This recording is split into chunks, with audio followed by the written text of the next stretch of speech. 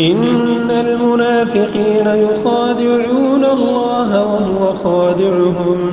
وإذا قاموا إلى الصلاة قاموا كسالى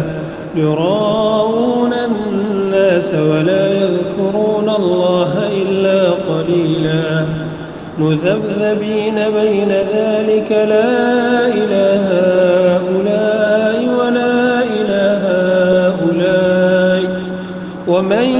يضلل الله فلن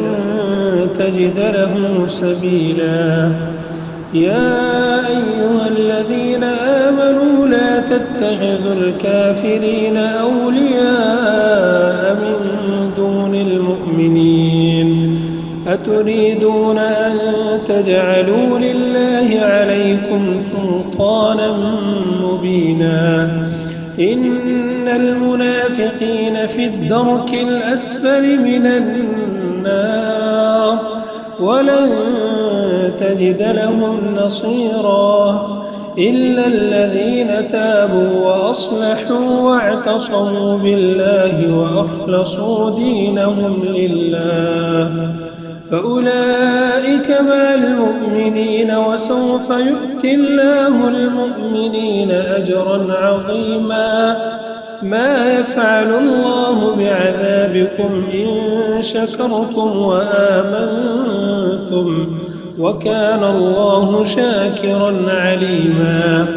لا يحب الله الجهر بالسوء من القول إلا من ظلم وكان الله سميعا عليما إن تبدوا خيرا أو تخفوه أو تعفو عن سوء فإن الله كان عفوا قديرا إن الذين يكفرون بالله ورسله ويريدون أن يفرقوا بين الله ورسله ويقولون نؤمن ببعض ونكفر ببعض ويريدون أن يتخذوا بين ذلك سبيلا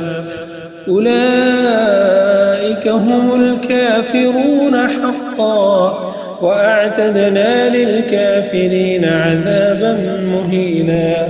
والذين آمنوا بالله ورسله ولم يفرقوا بين أحد منهم أولئك سوف يؤتيهم أجورهم